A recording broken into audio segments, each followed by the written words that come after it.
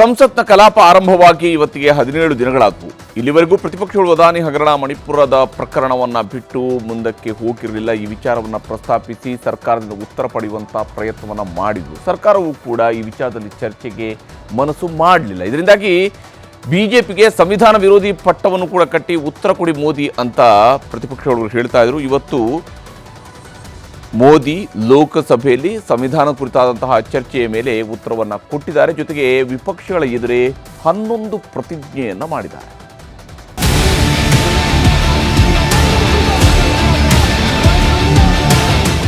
ಸಂಸತ್ ಅಧಿವೇಶನ ಶುರುವಾಗಿ 17 ದಿನಗಳಾಯಿತು. ಈ 17 ದಿನಗಳಲ್ಲಿ ಹೆಚ್ಚು ಕಡಿಮೆ 14 ದಿನಗಳ ಕಾಲ ವಿಪಕ್ಷಗಳು ಪ್ರತಿಭಟನೆಗೆ ಮಹತ್ವ ಕೊಟ್ಟಿತ್ತು. ಅದಾನಿ ಮಣಿಪುರ ಗಲಭೆ ಪ್ರಕರಣವನ್ನ ಹಿಡಿದು ವಾಗ್ದಾಳಿ ಮಾಡುತ್ತಾ ಸಂಸತ್ ಹೊರಗೂ ಒಳಗೂ ಆಕ್ರೋಶ ಹೊರಹಾಕ್ತಿದ್ರು. ಸಂವಿಧಾನ ಪುಸ್ತಕ ಹಿಡಿದು ಕಾಂಗ್ರೆಸ್ನವರು ಅದಾನಿ ಪ್ರಧಾನಿ ಅಂತೆಲ್ಲ ವಾಗ್ದಾಳಿ ಮಾಡುತ್ತಿದ್ರು. ಇವತ್ತು ಮೊದಲ ಸಲ ಎಲ್ಲದಕ್ಕೂ ಪ್ರಧಾನಮಂತ್ರಿ ನರೇಂದ್ರ ಮೋದಿ ಲೋಕಸಭೆ ಕಲಾಪದಲ್ಲಿ ಉತ್ತರ ಕೊಟ್ಟರು. ಸಂವಿಧಾನವೇ ನಮ್ಮನ್ನ ಇಲ್ಲಿವರೆಗೆ ಕರೆತಂದಿತ್ತು. हमारा कोई बैकग्राउंड नहीं था, हम यहाँ तक कैसे आते? ये संविधान का सामर्थ्य था, जनता जनार्दन के आशीर्वाद थे, इतना बड़ा दायित्व। और मेरे जैसे बहुत लोग यहाँ भी जिनका ऐसा कोई बैकग्राउंड नहीं है। 60 ವರ್ಷದಲ್ಲಿ 75 ಸಲ ಸಂವಿಧಾನ ಬದಲಿಸಿದ್ದು ಕಾಂಗ್ರೆಸ್. कांग्रेस के एक परिवार ने संविधान को चोट पहुंचाने में कोई कोर कसर नहीं छोड़ी है।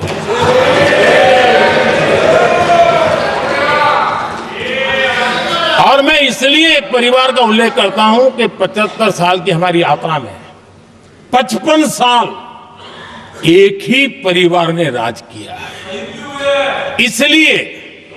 इसलिए देश को क्या क्या हुआ है ये जानने का अधिकार है। अगर संविधान हमारे रास्ते के बीच में आ जाए, ये नेहरू जी लिख रहे हैं, अगर संविधान हमारे रास्ते के बीच में आ जाए, आगे नेहरू जी कह रहे हैं, तो हर हाल में संविधान में परिवर्तन करना चाहिए। ये नेहरू जी ने मुख्यमंत्रियों को चिट्ठी लिखी। ಸಂವಿಧಾನಕ್ಕೆ ಅಗೌರವಿಸಿದ್ದೇ ಕಾಂಗ್ರೆಸ್ ವಂಶಾವಳಿ.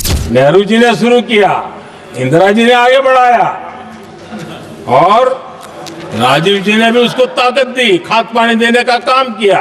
क्यों? संविधान के साथ खिलवाड़ करने का लहू उनके मुंह लग गया। आदरणीय सभापति जी, अगली पीढ़ी भी इसी खिलवाड़ में जुड़ी पड़ी है। ಅಹಂಕಾರಿ ಸಂಸದ ಸಂವಿಧಾನ ನಿರ್ಣಯ ಹರಿದಿದ್ದು. ये संविधान के तहत है। इस कैबिनेट ने जो निर्णय किया, संविधान का अपमान करने वाले अहंकार से भरे लोगों ने पत्रकारों के सामने कैबिनेट के निर्णय को फाड़ दिया। एक अहंकारी व्यक्ति कैबिनेट के निर्णय को फाड़ दे और कैबिनेट अपना फैसला बदल दे, ये कौन सी व्यवस्था है? 35A ಮುಚ್ಚಿಟ್ಟ ಮಹಾನುಭಾವರು ಕಾಂಗ್ರೆಸ್ಸಿಗರು. इस देश में बहुत कम लोगों को मालूम होगा, 370 की तो पता है सबको, 35A का पता बहुत कम है। संसद में आए बिना, जबकि संसद में आना पड़ता, संसद को ही अस्वीकार कर दिया गया। भारत के संविधान का अगर कोई पहला पुत्र है तो ये संसद है, उसको भी उन्होंने गला घोटने का काम किया। 35A जो संसद में लाए बिना उन्होंने देश पर थोप दिया। ಭಾರತದ ಭವಿಷ್ಯಕ್ಕಾಗಿ 11 ಪ್ರತಿಜ್ಞೆ ಮಾಡಿದ ಮೋದಿ. ಭಾಷಣದ ಕೊನೆಯಲ್ಲಿ ಪ್ರಧಾನಿ ಮೋದಿ ಭಾರತದ ಸಂವಿಧಾನವನ್ನು ಅಂಗೀಕರಿಸಿದ 75ನೇ ವಾರ್ಷಿಕೋತ್ಸವ ಆಚರಣೆಗೆ 11 ಪ್ರತಿಜ್ಞೆ ಮಾಡಿದ್ರು. 1. ವಿಶ್ವದೆಲ್ಲೆಡೆ ಒಂದೇ ಭಾರತ ಶ್ರೇಷ್ಠ ಭಾರತ ಮಂತ್ರ ಪಠಿಸಬೇಕು. 2. ರಾಜ್ಯಗಳ ಅಭಿವೃದ್ಧಿಯೇ ರಾಷ್ಟ್ರದ ಅಭಿವೃದ್ಧಿ ಮಂತ್ರ ಆಗಬೇಕು. 3. ದೇಶದಲ್ಲಿ ಮಹಿಳೆಯರ ಅಭಿವೃದ್ಧಿಗೆ ಆದ್ಯತೆ ಕೊಡಬೇಕು. 4. ದೇಶದ ಬಗ್ಗೆ ಪ್ರತಿ ನಾಗರಿಕರಿಗೆ ಹೆಮ್ಮೆ ಇರಬೇಕು. 5. ವಸಾಹತುಶಾಹಿ ಮನಸ್ಥಿತಿಯಿಂದ ಹೊರಬರಬೇಕು. 6. ಧರ್ಮ ಆಧಾರಿತ ಮೀಸಲಾತಿ ಇರಬಾರದು. 7. ವಂಶವಾಹಿ ರಾಜಕಾರಣ ನಿರ್ಮೂಲನೆ ಆಗಬೇಕು. 8. ಕಾನೂನು ಪರಂಪರೆ ಬಗ್ಗೆ ಗೌರವವಿರಬೇಕು. 9. ನಾಗರಿಕರು ಭ್ರಷ್ಟಾಚಾರವನ್ನ ಸಹಿಸಬಾರದು. 10. ಪ್ರತಿಯೊಬ್ಬರಿಗೂ ಅಭಿವೃದ್ಧಿ ತಲುಪಬೇಕು. 11. ಜನ ಸರ್ಕಾರ ತಮ್ಮ ತಮ್ಮ ಕರ್ತವ್ಯವನ್ನ ಪಾಲಿಸಬೇಕು.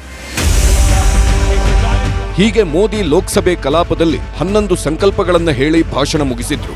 मैं आज इस सदन के पवित्र मंच से 11वां संकल्प एक भारत श्रेष्ठ भारत का ध्येय सर्वोपरि हो.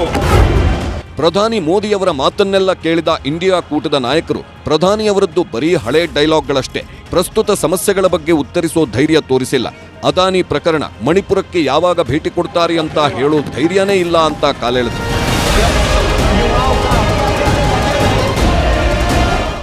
Bureau report, news 18. ಇನ್ನು ಲೋಕಸಭೆ ಅಧಿವೇಶನದಲ್ಲಿ ಇವತ್ತು ಪ್ರಧಾನಿ ಮೋದಿಯವರು ಮಾತನಾಡೋದಕ್ಕಿಂತ ಮುಂಚಿತವಾಗಿ ಲೋಕಸಭೆಯ ವಿರೋಧ ಪಕ್ಷದ ನಾಯಕ ರಾಹುಲ್ ಗಾಂಧಿ ಕೂಡ ಅಬ್ಬರಿಸಿದರು. ಬಿಜೆಪಿಯವರು ಸಂವಿಧಾನದ ವಿರೋಧಿಗಳು ಅಂತಾನೆ ಭಾಷಣವನ್ನು ಶುರು ಮಾಡಿದರು. ಭಾಷಣದ ಉದ್ದಕ್ಕೂ ಉದ್ಯಮಿ ಗೌತಮ್ ಅದಾನಿ ಪ್ರಕರಣವನ್ನು ಎಳೆದೆಳೆದು ತಂದರು. ಇನ್ನು ಸಾವರ್ಕರ್, RSSನವರನ್ನು ಕೂಡ ಪ್ರಸ್ತಾಪಿಸಿದರು. ಜೊತೆಗೆ ಮಹಾಭಾರತ, ಕುರುಕ್ಷೇತ್ರ, ಬಸವಣ್ಣ ಹಾಗೆಯೇ ಏಕಲವ್ಯನ ಕಥೆ ಹೇಳಿ ಸರ್ಕಾರದ ಮೇಲೆ ಮುಗಿಬಿದ್ರು. India is run by, should be superseded by this book. उस दीवार को हम यहाँ तोड़ेंगे. जब आप अदानी जी को धारावी देते हो कि आपने किन लोगों का और कहां अंगूठा काटा है. ಲೋಕಸಭೆ ಅಧಿವೇಶನದಲ್ಲಿ ಇವತ್ತು ರಾಹುಲ್ ಗಾಂಧಿ ಘರ್ಜಿಸಿದ್ರು. ಅಬ್ಬರದ ಭಾಷಣ ಮಾಡಿದ್ರು. ಏಕಲವ್ಯ, ದ್ರೋಣಾಚಾರ್ಯರ ಕಥೆ ಹೇಳ್ತಾ ಮೋದಿ ನೇತೃತ್ವದ NDA ಸರ್ಕಾರದ ಮೇಲೆ ವಾಗ್ದಾಳಿ ಮಾಡಿದ್ರು. ಭಾಷಣದುದ್ದಕ್ಕೂ ಪ್ರಧಾನಿ ಅದಾನಿಯನ್ನ ಪ್ರಸ್ತಾಪಿಸುವುದನ್ನ ಮರೆಯಲಿಲ್ಲ. ಮನುಸ್ಮೃತಿ, ಸಾವರ್ಕರ್ ಹೆಸರು ತೆಗೆದ Rahul ಘರ್ಜನೆ. Today, Manusmriti is law. These are the words of Savarkar. Mr. Savarkar has clearly stated in his writings that there is nothing Indian about our constitution.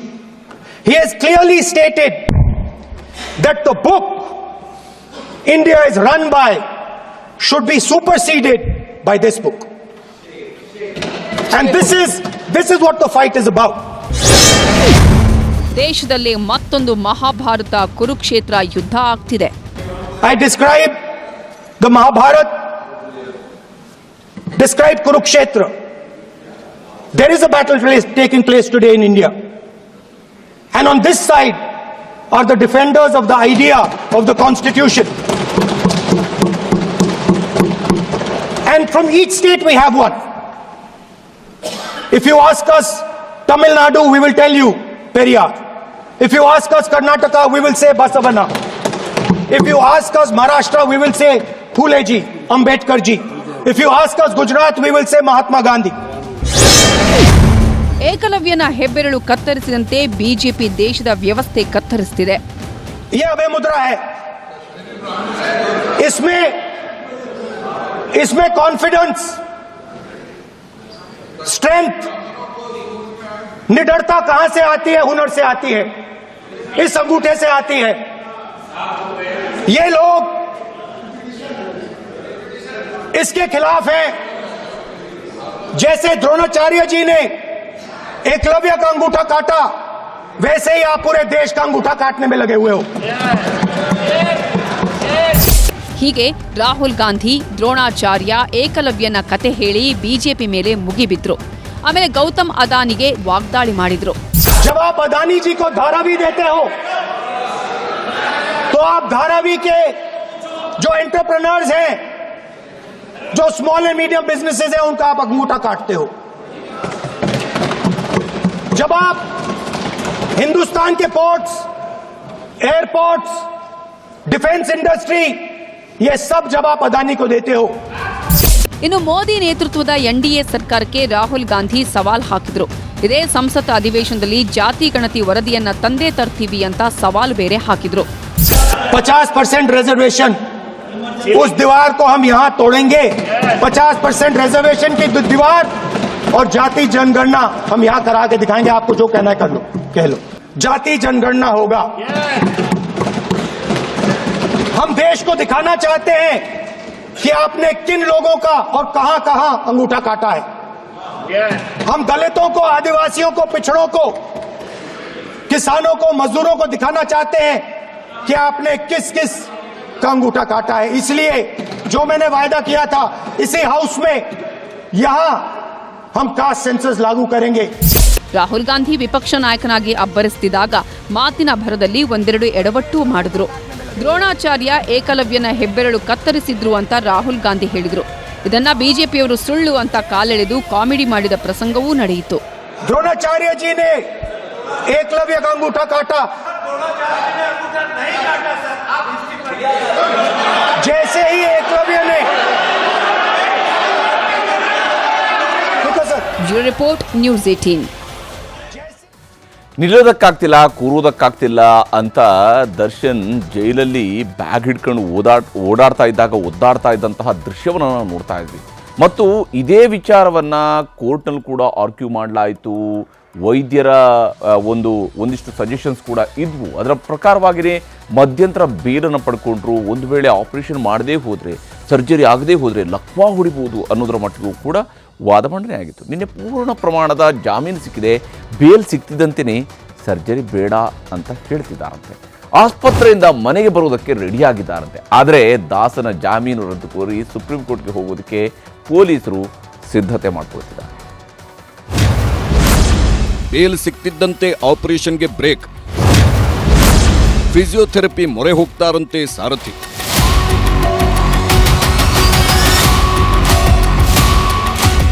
Ballari ಜೈಲಲ್ಲಿದ್ದಾಗ Darshan ನರಳಾಟ ನೋಡೋದಕ್ಕೆ ಆಗ್ತಿರಲಿಲ್ಲ ಬಿಡಿ.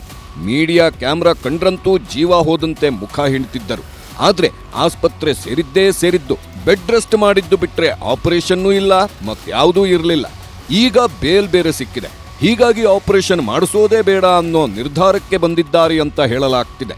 ಸರ್ಜರಿ ಮಾಡಿಸೋ ಬದಲು ಫಿಸಿಯೋಥೆರಪಿ ಮೂಲಕವೇ ಗುಣಮುಖ ಮಾಡಿಕೊಳ್ಳೋಣ ಅನ್ನೋ ಪ್ಲಾನ್ ಮಾಡಿದ್ದಾರಂತೆ. ಯಾಕಂದ್ರೆ ಸರ್ಜರಿ ಮಾಡಿಸಿದ್ದೇ ಆದ್ರೆ ಮುಂದೆ ಸಿನಿಮಾ ಕೆರಿಯರ್ಗೆ ಹೊಡೆತ ಬೀಳೋ ಆತಂಕವೂ ಕಾಡುತ್ತಿದ್ದು, ಸರ್ಜರಿ ಬೇಡ, ಫಿಸಿಯೋಥೆರಪಿನೇ ಸಾಕು ಎಂದಿದ್ದಾರಂತೆ. ಹೀಗಾಗಿ ಶೀಘ್ರವೇ ದರ್ಶನ್ರನ್ನ ಡಿಸ್ಚಾರ್ಜ್ ಮಾಡುವ ಸಾಧ್ಯತೆ ಇದೆ.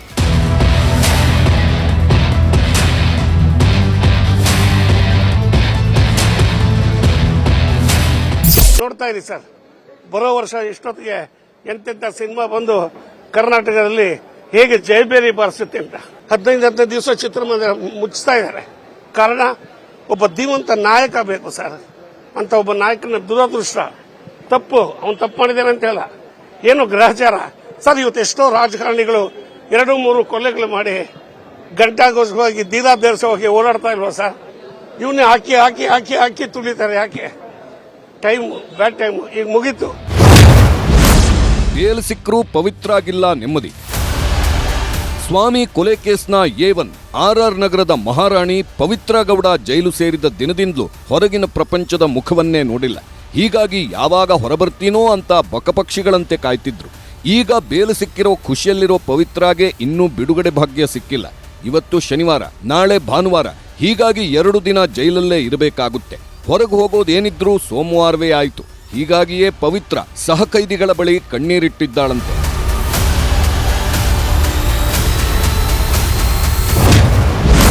ಡಿ ಗ್ಯಾಂಗ್ಗೆ ಬೇಲ್ ಸಿಕ್ಕರೂ ತಪ್ಪಿಲ್ಲ ಟೆನ್ಷನ್.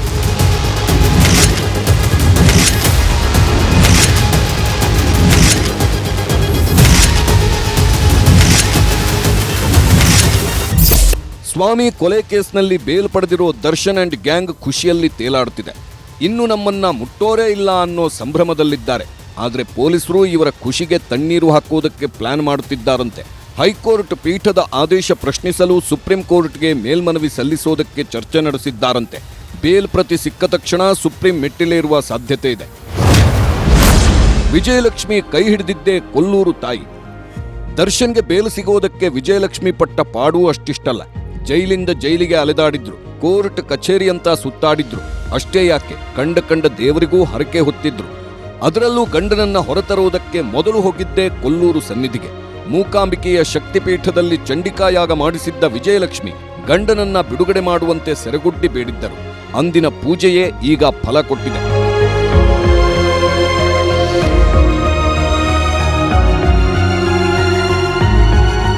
ಮೂಕಾಂಬಿಕೆಯಲ್ಲಿ ಖಾಲಿ ಬರೀ ಚಂಡಿಕಾ ಹೋಮ ಆಗ್ತದೆ. ಹಾಗೆ ನವಚಂಡಿ, ಶತಚಂಡಿ, ಸಹಸ್ರಚಂಡಿ ಇತ್ಯಾದಿಗಳು ಭಿನ್ನ ರೀತಿಯಲ್ಲಿ ಚಂಡಿಕಾ ಹೋಮ ಆಗ್ತಾ ಇರ್ತದೆ. ಹಾಗೂ ಅವರು ಮಾಡಿಸುವ ಉದ್ದೇಶ ಏನಂತ ಹೇಳಿದ್ರೆ ಅವರ ಇಷ್ಟಾರ್ಥ ಸಿದ್ಧಿಗೋಸ್ಕರ ಇಲ್ಲಿ ಚಂಡಿಕಾ ಹೋಮ ಮಾಡ್ತಾರೆ. ಅದು ಅವರ ಸಿದ್ಧಿ ಆಗ್ತದೆ. ಹಾಗೆ ಹಲವು ಜನರು ಬಂದು ಇಲ್ಲಿ ಆರ್ತರು, ಜಿಜ್ಞಾಸಿಗಳು, ಅರ್ಥಾರ್ಥಿಗಳು, ಜ್ಞಾನಿಗಳು ಎಲ್ಲ ಬಂದು ಇಲ್ಲಿ ಹೋಮಾದಿಗಳನ್ನೆಲ್ಲ ಮಾಡಿಸ್ಕೊಂಡು ಹೋಗ್ತಾರೆ. ಅವರಿಗೆ ಅವರ ಫಲ ಸಿದ್ಧಿ ಆಗ್ತದೆ.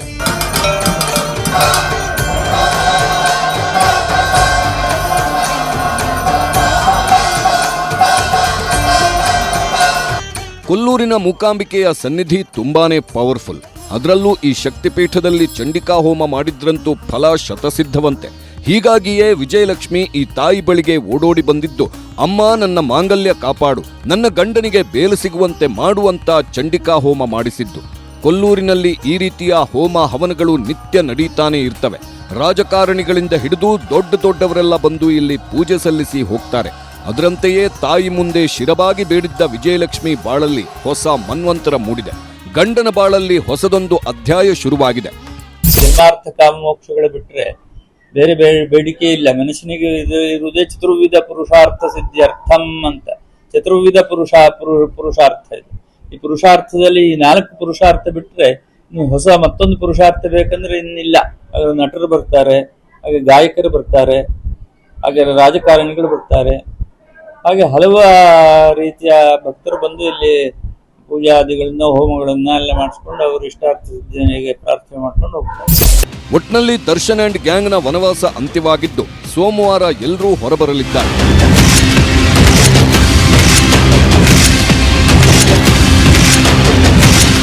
Bureau report, news 18. ಕಳೆದ ವರ್ಷ ಬೆಂಬಿಡದೆ ಬರಗಾಲವನ್ನು ಅನುಭವಿಸಿತ್ತು ಕರ್ನಾಟಕ. ಆದರೆ ಈ ವರ್ಷ ಮಳೆರಾಯ ಬಿಡುವನೆ ಕೊಡ್ತಾ ಇಲ್ಲ. ಒಂದಾದ ಮೇಲೆ ಒಂದರಂತೆ ಸೈಕ್ಲೋನ್ ಅಪ್ಪಳಿಸ್ತಾ ಇದ್ದು ವರುಣನ ಅಬ್ಬರಕ್ಕೆ ಕರ್ನಾಟಕದ ಜನ ಕೂಡ ತತ್ತರಿಸಿ ಹೋಗ್ತಾ ಇದ್ದಾರೆ. ಮೊನ್ನೆಯಷ್ಟೇ ಪೆಂಗಲ್ ಎನ್ನುವಂತಹ ಚಂಡಮಾರುತ ನಾನಾ ಅವಾಂತರಗಳನ್ನು ಸೃಷ್ಟಿಸಿ ಹೋಯಿತು. ಈಗ ಮತ್ತೆ ಬಂಗಾಳ ಕೊಲ್ಲಿಯಲ್ಲಿ ಸೈಕ್ಲೋನ್ ಇದ್ದಿದ್ದು ಭಾರೀ ಮಳೆ ಆಗಲಿದೆ ಅಂತ ಹವಾಮಾನ ಇಲಾಖೆ ಎಚ್ಚರಿಕೆ ನೀಡಿದೆ.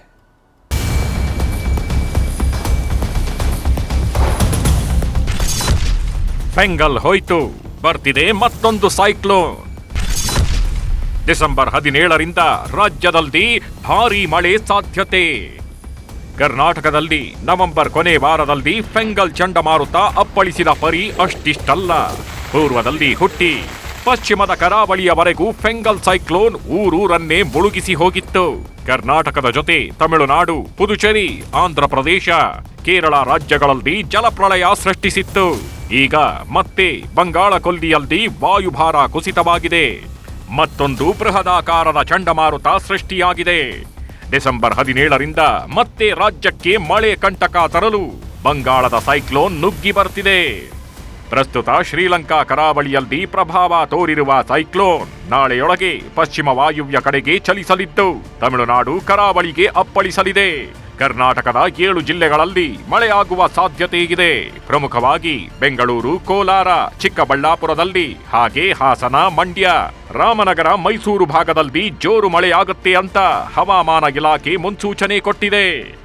ಈಗ ಎದ್ದಿರುವ ಸೈಕ್ಲೋನ್ ಈ ಹಿಂದಿನ ಸೈಕ್ಲೋನ್ಗಳಿಗಿಂತಲೂ ವಿಭಿನ್ನ. ಒಂದು ದಿನ ಮಳೆ ಸುರಿದ್ರೆ ಇನ್ನೊಂದು ದಿನ ಬಿಸಿಲು, ಮತ್ತೊಂದು ದಿನ ಜಿಟಿ ಮಳೆ. ಹೀಗೆ ಜನರನ್ನ ಕಾಡಲಿದೆ ಈ ಚಂಡಮಾರುತ. ನಾಳೆಯಿಂದ 2 ದಿನ ರಾಜ್ಯದಲ್ಲಿ ಒಣಹವೆ ಇರಲಿದ್ದು ಡಿಸೆಂಬರ್ 17ರಿಂದ 3 ದಿನ ಮಳೆಯಾಗಲಿದೆ. ಡಿಸೆಂಬರ್ 19 ಮತ್ತು 20ರಂದು ಕರಾವಳಿ, ಉತ್ತರ ಒಳನಾಡು ಮತ್ತು ದಕ್ಷಿಣ ಒಳನಾಡಿನ ಜಿಲ್ಲೆಗಳಲ್ಲಿ ಸಾಧಾರಣ ಮಳೆಯಾಗಲಿದೆ. ಬೆಂಗಳೂರು ನಗರ, ಬೆಂಗಳೂರು ಗ್ರಾಮಾಂತರ, ತುಮಕೂರು, ಚಿತ್ರದುರ್ಗ, ಚಾಮರಾಜನಗರ ಸೇರಿದಂತೆ ಹಲವು ಜಿಲ್ಲೆಗಳಲ್ಲಿ ಗುಡುಗು ಸಹಿತ ಮಳೆಯಾಗುವ ನಿರೀಕ್ಷೆಯಿದೆ. ಬೆಳೆದ ಬೆಳೆ ಕೈ ಸೇರೋ ಹೊತ್ತಲ್ಲೇ ಸೈಕ್ಲೋನ್ ಸುನಾಮಿ. ರಾಜ್ಯದಲ್ಲಿ ಈಗಾಗಲೇ ವರ್ಷದ ಕೊನೆ ಬೆಳೆ ಬೆಳೆದಿರುವ ರೈತರು ಬೆಳೆಯೆಲ್ಲ ಕೈಗೆ ಬರೋ ಸಮಯ ಅಂತ ಖುಷಿಯಾಗಿದ್ದಾರೆ.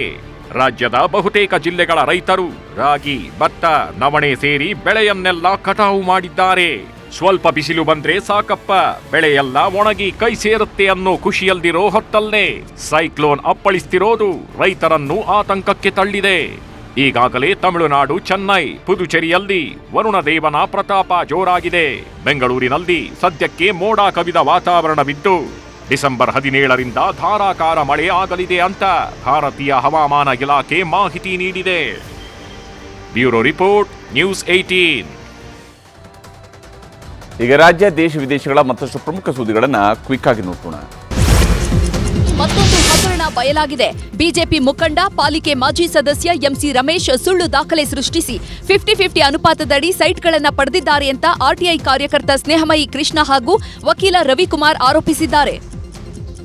ಬಿಜೆಪಿ ಮುಖಂಡರಾದ ಮತ್ತು ಮಾಜಿ ನಗರ ಪಾಲಿಕೆ ಸದಸ್ಯರಾದ ಎಂಸಿ ರಮೇಶ್ ಅವರು ಕೂಡ ಸುಳ್ಳು ದಾಖಲಾತಿ ಸೃಷ್ಟಿ ಮಾಡಿಕೊಂಡು GPA ಹೆಸರಿನಲ್ಲಿ 50 ಅನುಪಾತದಲ್ಲಿ ಮೈಸೂರು ನಗರ ಪಾಲಿಕೆದ ನಿವೇಶನ ಪಡೆದಿರೋಂಥ ಮಾಹಿತಿ ಬಂದಿದೆ. ಅದರ ಬಗ್ಗೆ ದೂರು ಕೂಡ ದಾಖಲಾಗಿದೆ. ಅದು ಆದಾಯ ತೆರಿಗೆ ಇಲಾಖೆಗೆ ದೂರನ್ನು ಸಲ್ಲಿಸಲಾಗಿ ಮಾಹಿತಿ ಬಂದಿದೆ. ಈಗಾಗಲೇ ನನ್ನ ದೂರರ್ಜಿನ ಆಧರಿಸಿ ಮೈಸೂರಿನ ಲೋಕಾಯುಕ್ತ ತನಿಖೆ ನಡೀತಿದೆ ಮತ್ತು EDಯಿಂದಲೂ ಕೂಡ ತನಿಖೆ ನಡೀತಿದೆ. ದೆಹಲಿಯ ಶಂಭುಗಡಿಯಲ್ಲಿ ರೈತರ ದೆಹಲಿ ಚಲೋ ಹೋರಾಟ ಮುಂದುವರೆದಿದೆ. ವಿವಿಧ ಬೇಡಿಕೆಗಳ ಈಡೇರಿಕೆಗೆ ಆಗ್ರಹಿಸಿ ಇಂದು ಸಂಸತ್ ಭವನಕ್ಕೆ ಮುತ್ತಿಗೆ ಹಾಕಲು ದೆಹಲಿಗೆ ಹೊರಟಿದ್ದ ಅನ್ನದಾತರನ್ನ ಪೊಲೀಸರು ತಡೆದ್ರು. ಜಲಪಿರಂಗಿ, ಅಶ್ರುವಾಯು ಪ್ರಯೋಗಿಸಿದ್ದು ಹಲವರಿಗೆ ಗಾಯವಾಗಿದೆ.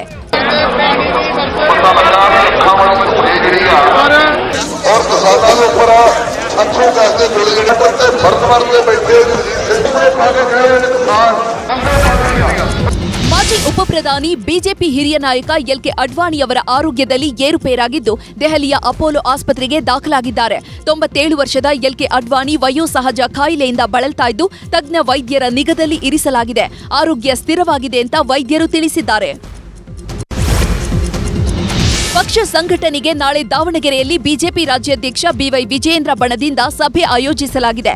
ಬೆಳಿಗ್ಗೆ 11 ಗಂಟೆಗೆ ಸಭೆ ನಡೆಯಲಿದ್ದು 40ಕ್ಕೂ ಅಧಿಕ ಮಾಜಿ ಸಚಿವರು, ಶಾಸಕರು ಭಾಗಿಯಾಗುವ ಸಾಧ್ಯತೆ ಇದೆ. ಸಿಎಂ ಮುಸ್ಲಿಮರಿಗೆ ಮುತ್ತು ಕೊಡ್ತಾರೆ, ನಮಗೆ ಲಾಠಿ ಏಟು ಕೊಡ್ತಾರೆ ಅಂತ ಬಿಜೆಪಿ ಶಾಸಕ ಅರವಿಂದ ಬೆಲ್ಲದ್ ಆಕ್ರೋಶ ವ್ಯಕ್ತಪಡಿಸಿದ್ದಾರೆ. ಹುಬ್ಬಳ್ಳಿಯಲ್ಲಿ ಮಾತನಾಡಿದ ಬೆಲ್ಲದ್, ಶಾಂತಿ ರೀತಿ ಹೋರಾಟ ಮಾಡೋರಿಗೆ ಮಾತ್ರ ಲಾಠಿ ಚಾರ್ಜ್ ಮಾಡ್ತಾರೆ ಎಂದಿದ್ದಾರೆ. ಅಲ್ಲಿ ಪೊಲೀಸ್ ಸ್ಟೇಷನ್ ಸುಟ್ಟರು, ಅವ್ರಿಗೆ 5 ಮುತ್ತು ಕೊಡ್ತಾರೆ. ಕುಕ್ಕರ್ ಬಾಂಬ್ ಮಾಡಿದವ್ರಿಗೆ ಮುತ್ತು ಕೊಡ್ತಾರೆ. ಅವ್ರಿಗೆಲ್ಲ ಮುತ್ತು ಕೊಡೋದು. ಇಲ್ಲಿ ನಾವು ಶಾಂತಿ ರೀತಿಯಿಂದ ಕೇಳಾಕತ್ತಾರೆ, ಇಲ್ಲಿ ನಮಗೆ ಲಾಠಿ ಚಾರ್ಜ್ ಮಾಡ್ತಾರೆ. ಯಾದಗಿರಿ ತಾಯಿ ಮತ್ತು ಮಕ್ಕಳ ಆಸ್ಪತ್ರೆಯಲ್ಲಿ ಕುಡಿಯುವ ನೀರಿಲ್ಲದೆ ರೋಗಿಗಳು, ಸಂಬಂಧಿಕರು ಪರದಾಡ್ತಿದ್ರು. ಈ ಬಗ್ಗೆ ನ್ಯೂಸ್ 18 ವರದಿ ಪ್ರಸಾರ ಮಾಡಿದ ಬೆನ್ನಲ್ಲೇ ಆಸ್ಪತ್ರೆಯಲ್ಲಿ ಶುದ್ಧ ಕುಡಿಯುವ ನೀರಿನ ವ್ಯವಸ್ಥೆ ಮಾಡಲಾಗಿದೆ. ನ್ಯೂಸ್ ಏಂಟ್ ಅವ್ರು ನೀರು ಅನುಕೂಲ ಮಾಡ್ಯಾರ್ರಿ. ಮಾಡಿದಾಗಾಗಿ ನಮ್ಗೆ ಅನುಕೂಲ ಆಗೋದ್ರಿ. ಇಷ್ಟು ದಿನ ಹೊರಗಡೆ ತಂದು ನಾವು ಕುಡಿತಿದ್ದೀವಿ ರೀ. ಟಿವಿಯಾಗ ನ್ಯೂಸ್ ಬಂದ ಮೇಲೆ ನೀರು ಬಂದವ್ರಿ. ಇಷ್ಟು ದಿನ ನೀರಿದ್ದಿಲ್ಲ. ಧನ್ಯವಾದಗಳು. ಶಾಲೆಗೆ ತೆರಳುತ್ತಿದ್ದ ಶಿಕ್ಷಕನೊಬ್ಬನನ್ನ ಅಪಹರಿಸಿ ಬಳಿಕ ಗಂತೋರಿಸಿ ದೇಗುಲದಲ್ಲಿ ಬಲವಂತವಾಗಿ ಯುವತಿಯೊಂದಿಗೆ ಮದುವೆ ಮಾಡಲಾಗಿದೆ. ಬಿಹಾರದ ಲಖಿಸರೈ ಎಂಬಲ್ಲಿ ಈ ಘಟನೆ ನಡೆದಿದೆ. ಶಾಲೆಗೆ ಹೋಗ್ತಿದ್ದ ಶಿಕ್ಷಕನನ್ನ ಕಾರಿನಲ್ಲಿ ಬಂದ ದುಷ್ಕರ್ಮಿಗಳು ಅಪಹರಿಸಿ ಸಮೀಪದ ದೇಗುಲದಲ್ಲಿ ಯುವತಿ ಕೊರಳಿಗೆ ತಾಳಿ ಕಟ್ಟಿಸಿದ್ದಾರೆ. ಈ ವಿಡಿಯೋ ವೈರಲ್ ಆಗಿದೆ.